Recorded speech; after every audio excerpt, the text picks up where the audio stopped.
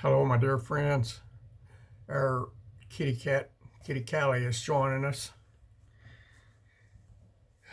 Today, our reading is from Zechariah, still more prophecy from Zechariah. And y'all, I've been telling you in at least the last few videos what the prophecy was. I'm not going to tell you right now. I want y'all to tell me in chapter 8, which I'll be reading shortly, what Zechariah's prophecy was. I hope you all are praying, asking the Holy Spirit to guide you and tutor you and teach you as we read God's holy word together. If not, stop the video right now and do that, please. I want you to get every drop out of this book that you can. And to do that, you need the Holy Spirit tutoring you. So please do that every time you pick up God's holy word. Chapter 8 is a little bit longer than some of the others I've been sharing with you, so you just get in one chapter tonight. But we're almost finished with Zechariah. I think it's 14 chapters long, and I know there's some more short chapters in there, so on some days you'll be getting a couple more chapters. So we're going to finish it pretty soon. Kitty Callie wants to be front and center, looks like.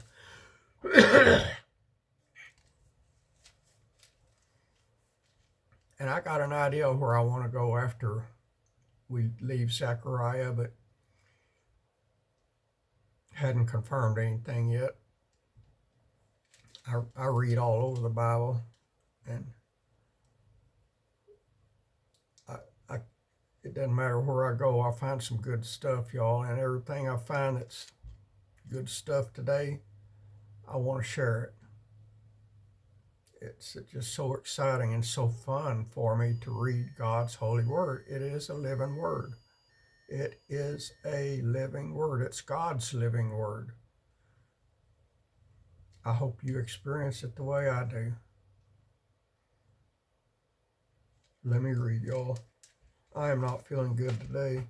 I don't know why. I don't know what changed today over other days, but I am not feeling good today.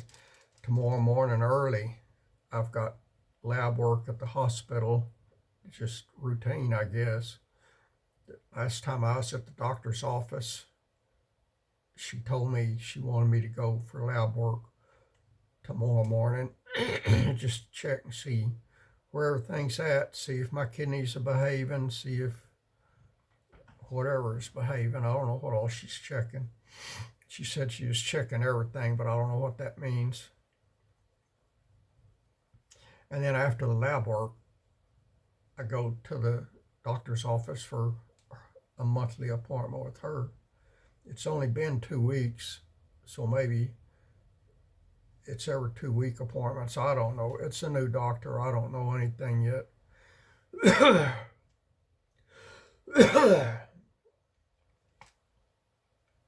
Let me get to reading. Chapter 8 of Zechariah. Again, the word of the Lord of hosts came to me, saying, Thus saith the Lord of hosts, I was jealous for Zion with great jealousy, and I was jealous for her with great fury. All right, right there, the first chapter of the only chapter I'm reading tonight. And the first verse of that chapter gives you a bit, or the second verse of that chapter gives you a big hint on what this prophecy is going to be about. Verse 3 of chapter 8. Thus saith the Lord, I am returned unto Zion, and will dwell in the midst of Jerusalem, and Jerusalem shall be called a city of truth, and the mountain of the Lord of hosts, the holy mountain. Are you getting some ideas now? Thus saith the Lord of hosts, there shall yet old men and old women dwell in the streets of Jerusalem, and every and every man with his staff in his hand at for very age. And the streets of the city shall be full of boys and girls playing in the streets thereof. Thus saith the Lord of hosts, if it be marvelous in the eyes of the remnant of this people in these days, should it also be marvelous in my eyes, saith the Lord of hosts. All right, what's his prophecy in chapter 8?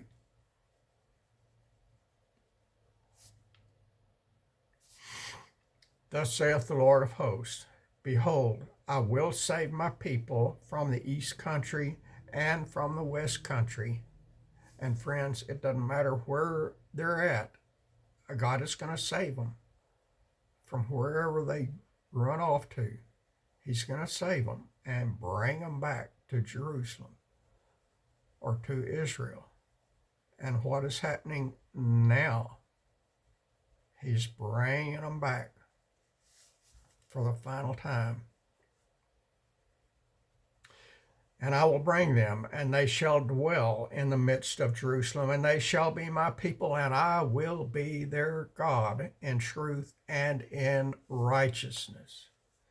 Thus saith the Lord of hosts, let your hands be strong, ye that hear in these days the words by the mouth of the prophets, which were in the day that the foundation of the house of the Lord of hosts was laid, that the temple might be built.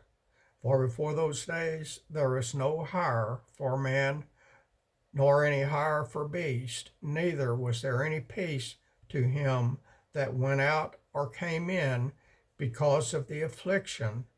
For I set all men, every one, against his neighbor. But now I will not be unto the residue of this people as in the former days, saith the Lord of hosts. For the seed shall be prosperous, the vine shall give her fruit, and the ground shall give her increase, and the heavens shall give their due, and I will cause the remnant of this people to possess all these things.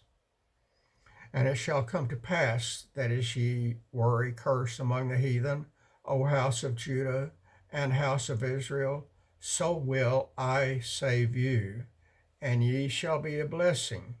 Fear not, but let your hands be strong. For thus saith the Lord of hosts, as I thought to punish you when your fathers provoked me to wrath, saith the Lord of hosts, and I repented not. So again have I thought in these days to do well unto Jerusalem and to the house of Judah. Fear ye not. These are the things that ye shall do. Speak ye every man the truth to his neighbor. Execute the judgment of truth and peace in your gates. And let none of you imagine evil in your hearts against his neighbor, and love no false oath. For all these things that I hate, for all these are things that I hate, saith the Lord. And the word of the Lord of hosts came unto me, saying, Thus saith the Lord of hosts, the fast and the 4th month, and the fast and the 5th, and the fast and the 7th, and the fast of the 10th shall be to the house of Judah joy and gladness and cheerful feasts. Therefore love the truth and peace. Thus saith the Lord of hosts, it shall yet come to pass that there shall come people and the inhabitants of many cities, and the inhabitants of one city shall go to another, saying, Let us go speedily to pray before the Lord, and to seek the Lord of hosts. I will go also. Friends, if the Lord tells you to do something and to go somewhere like he's done me, he will, and like he's doing the Jews, he will go also.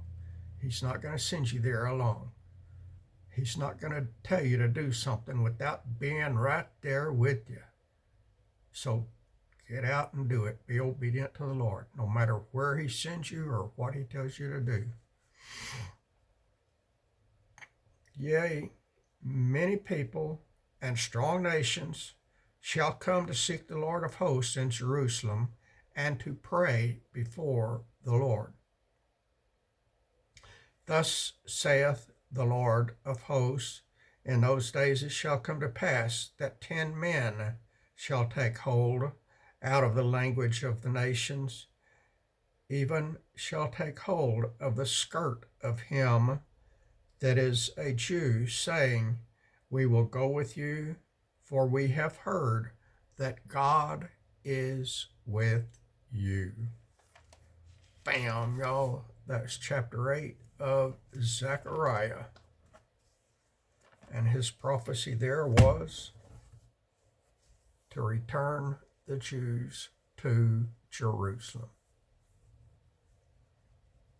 And it's happening for a final time right now. My Jewish rabbi friend left his Florida home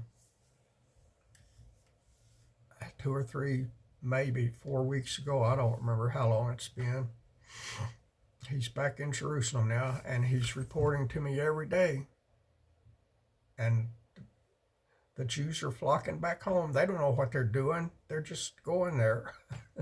It's because God is throwing them there, y'all.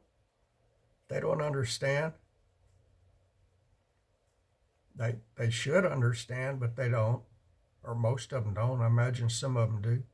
But anyway, that's it, y'all. I could sit here and chit-chat and chase rabbits and give you Rednek Rant all night long, but y'all got other things to do, and I'm not feeling good, so I probably am going to go to bed early tonight, like maybe in 30 minutes from now. And if you look at the windows, you can see it's still daylight outside. It's not too much daylight, though. It's going to be dark in just a few minutes. But I don't know what time it is. It's not late at all.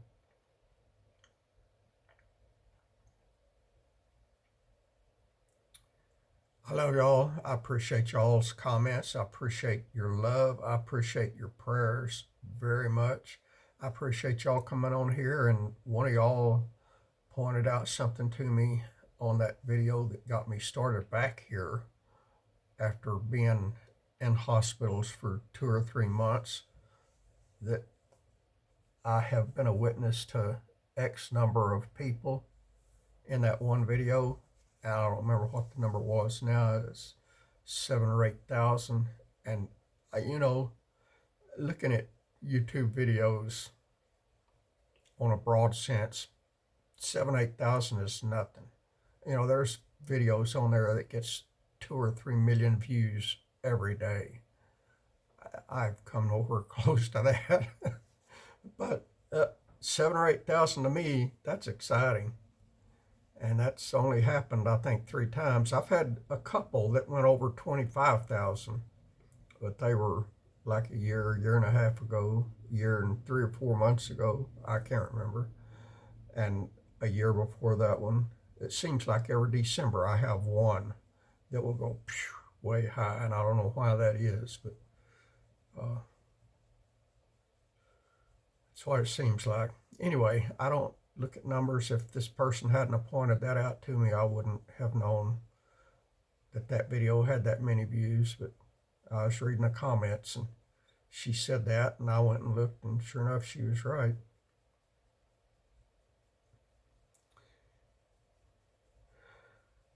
That's it, y'all. I'll be back tomorrow unless we get raptured out of here, and I'm going to keep saying that until we get raptured out of here. So I know probably some of you gets tired of hearing that, but It's going to happen soon, and I believe that with all my heart. I, I read what God's Word says, and the signs of the end are all around us, and the signs are increasing every day, it seems. I haven't felt good today. I woke up early this morning like I always do, went in, had my morning coffee with the Lord, and I have had coffee 2 or 3 days in a row now. I've been drinking nothing but water, but 2 or 3 days in a row I had coffee. I guess because it's cold, probably. I don't even think when I get it, but that's what I've had last 2 or 3 days. And spent time with the Lord at the dining room table. I love that table. I could just, and that's where I did my videos for a year and a half or so, maybe longer than that. I don't remember. But it doesn't matter. You know, I can go to any room of this house and the Lord is right there with me. But I was in the living room and spent time with the Lord. I mean, in the dining room and spent time with the Lord in there this morning. And I couldn't get to feeling good. I woke up feeling bad. I slept good. I slept good last night. I woke up one time and rolled over from one side, from my left side to my right side. Finished the rest of the night sleeping on my right side. Woke up this morning and I felt okay when I got up. But after I'd been up 10 or 15 minutes, I felt all just blah and sluggish. And I've been feeling like that all day long. I hadn't done anything today, really. I've done a little bit, but not a lot like I normally do. So I know y'all are praying for me. Just keep it up. I don't know what's going on with my body. I hope the blood work will show something tomorrow. It scares me because the blood lab I go to is in the hospital here in town, the little hospital here. And it just scares me. If something's wrong, I don't want to go back in the hospital as an inpatient. But I reckon if they tell me I need to, I will, but I don't want to. I like being at home with the Lord here at my home that belongs to Him, really, that He lets me use. And I like being here with Kitty Callie. At the hospital, I got doctors and nurses to talk to all day, but it's not the same. It's not the same.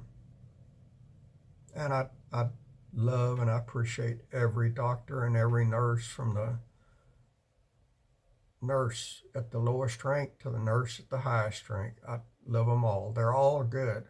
And it doesn't matter what their job is at the hospital, they all do a good job. They all do an excellent job at this hospital and the big hospital south of here.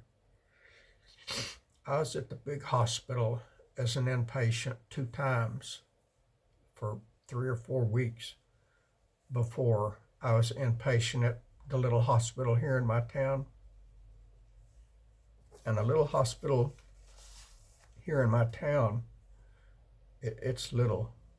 I think when I was in the hospital, they had 14 patients in the hospital. And I think they've got 60 beds. They could have up to 60 patients. But at the time I was in, they had 14. But when I checked out, I think they had like 3 or 4. I think they checked everybody out at the same time, or just about everybody.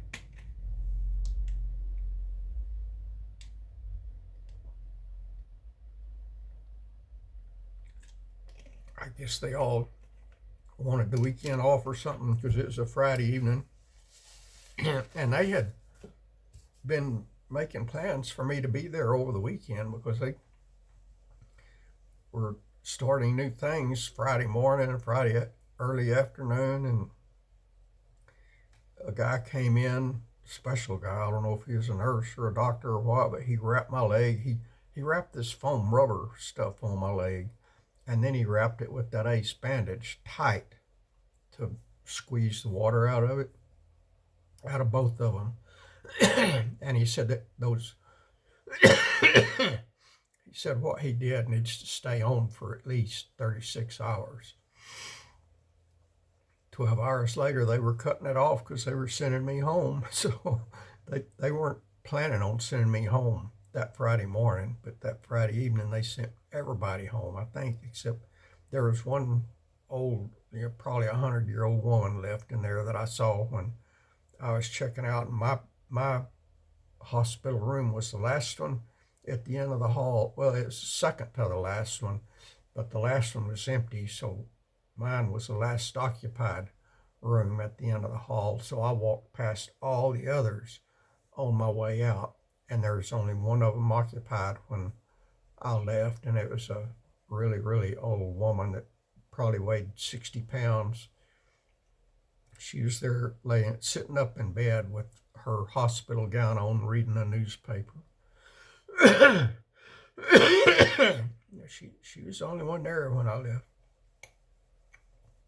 But anyway, I'm telling y'all stuff that doesn't matter to you at all. I don't know what got me chasing that rabbit, going down that rabbit hole, but I do know I don't want them to admit me again. I love all the attention, and I like playing with and joking with all the nurses and doctors and all, but this is home.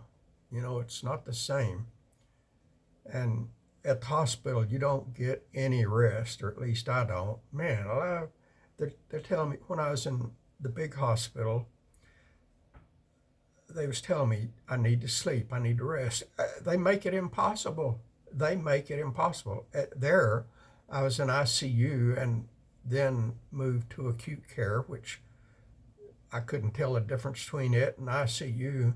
There was 4 or 5 nurses in my room constantly, all around the clock. 4 or 5 nurses in my room. I couldn't go to the bathroom by myself. I couldn't get out of bed. I couldn't go pee. I couldn't go poo. I couldn't go shower. I couldn't do anything without a nurse being right there with me. And I don't like that. I guess I must be single for a reason.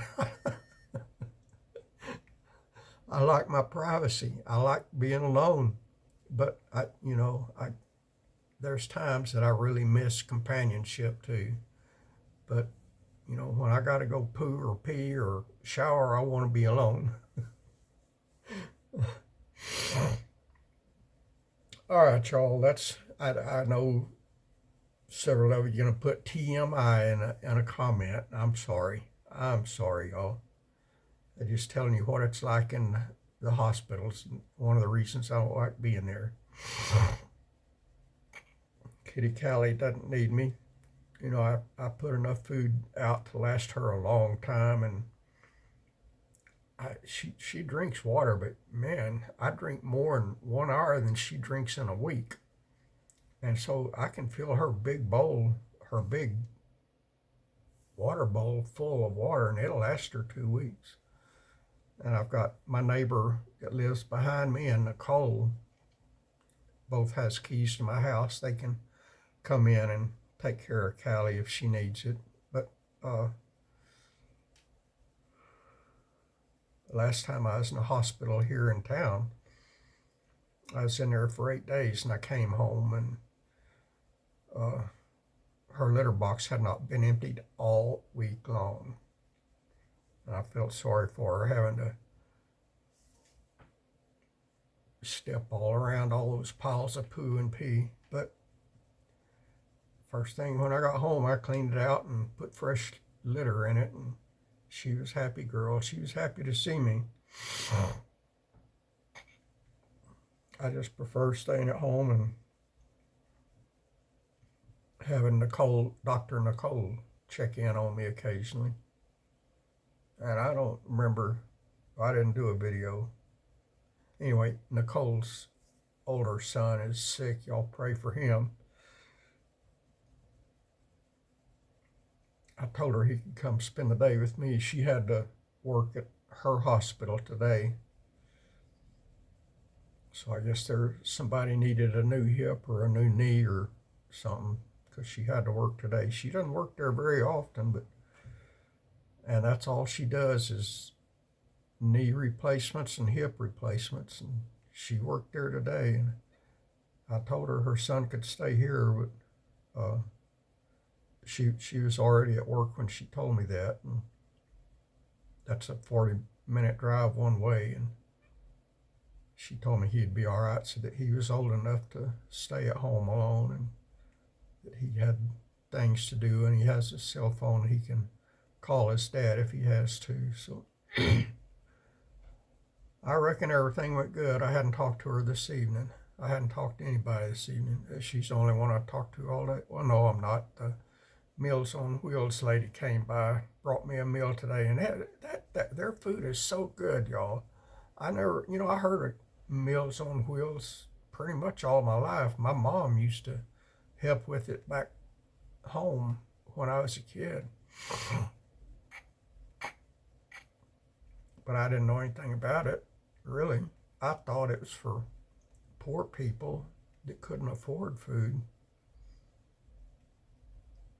And maybe back home, maybe it was. Or maybe back home everybody was poor and we just didn't know it. I don't know. My dad had a good job, though. He had an excellent job working at a chemical company. So I don't think we were poor. I never felt like I was poor.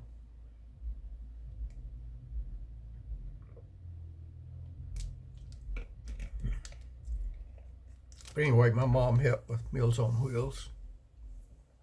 And I didn't really hear much about them until I moved up here, and Nicole said she wanted to get me on Meals on Wheels. And I said, go for it. I don't care. I can't stand up to cook hardly ever. I do occasionally, but not often. Once a year in the wintertime, in the early winter, I cook I have a stock pot that's that big. It's big. It holds 6 or 8 gallons. I can't remember. It's big, y'all. I ain't lying. And I make that thing full of chili, homemade chili. I make the best chili in the world. And as cold as it's been the last 2 days, I've been thinking it's getting time to buy meat. And my chili is nothing but meat. There's no beans that goes in my chili. Don't any of y'all be telling me it's not chili if it doesn't have beans. If it's got beans in it, it's goulash or something else. It's not chili, in my opinion. But I buy 4 or 5 different cuts of meat. I buy a roast. I buy hamburger meat, ground beef. I buy up here they've got the KC steaks, which are good, but they're small. And I'll buy 2 or 3 of those, and I'll buy 2 or 3 ribeyes. Ribeyes are my favorite, but those things are so expensive now. But there will be 2 or 3 ribeyes in there, and there'll be several cuts of meat in there, and I've got spices, y'all. It's gonna be good stuff. And then I freeze, and I've got a vacuum sealer, and I can freeze like 1 quart or 1 gallon bags, or maybe it's 1 quart and a half gallon. I don't remember what size the bags. I got 2 size bags. I still need to get me a freezer. I don't have a freezer. Last year I home canned it, and well, I started to say home canning is so messy when you're dealing with chili, but I think dealing with vacuum bags is messier than dealing with home canning. So maybe I'll home can it. I don't know. I would like to buy more quart jars, which that's no big deal. There's 2 or 3 places right here in town that sells canning jars. So I've got a lot of pint and a few half pint. I got a case or 2 of half pint. I've got a lot. I've probably got 10 or 12 cases of pint jars. But chili, I want quart jars. And I've probably got 2 or 3 cases of quart jars. So I need more quart jars. That's it, y'all. And y'all see my rack of cowboy hats over there? I had more than that in Texas, but that's all the rack holds, so I gave the others away. And I had more. I I can't remember if I got 6 or 7 pair of cowboy boots. And I had 2 or 3 more pair that I gave to friends back home when I moved up here. I got one wall in my bedroom is lined with cowboy boots. And at the foot of my bed, I got a little bench, a little stool that goes all the way a width of my queen bed, and it's covered in cowhide. And I sit on that bench when I put my boots on or when I take my boots off. But I hadn't, with my legs all swollen, I hadn't worn boots in half a year probably. I hope they can get my legs down so I can dress warm this winter. Right now, I'm wearing shorts. I can't get pants on over my legs as fat as they are with all that swelling they got. I can always turn the heat up warmer, but that's expensive to do that. I'd rather keep it down low and bundle up like an Eskimo. It's cheaper that way. I like I'm a tightwad. All right, y'all. That's that. Yeah, you probably got as much rambling now as you do stuff from God's holy word, and I apologize for that. But you'll probably get it again tomorrow. I love y'all. God bless you, friends.